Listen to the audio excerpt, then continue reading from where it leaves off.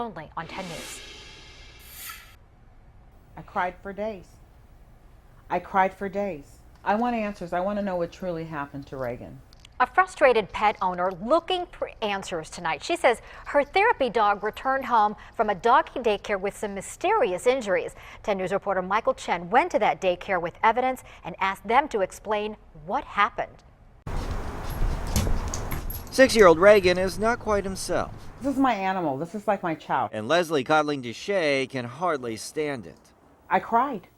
I cried for days. Just 3 months ago, tears of joy. It was love at first sight. When she adopted the Bichon Poodle mix after it was found on a Los Angeles street with a rope around its neck.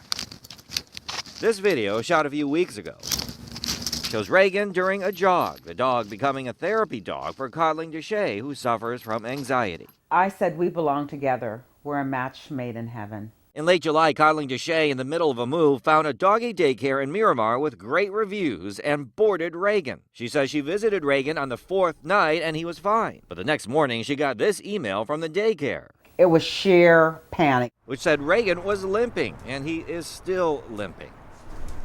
The exact cause remains unclear. A few days later, she says a vet showed her this giant bruise on his belly. It showed trauma. And I said, what do you mean by trauma? She said trauma was done to him. A week later, that bruise has faded. Coddling Deshay says Reagan had no appetite. It's finally coming around. He also startles easily and is wary around strangers. It took about an hour for me to get this close to him. She's hoping to find out why. I want answers. I want to know what truly happened to Reagan. Because something did happen. He didn't go in there that way. Michael Chen, 10 News.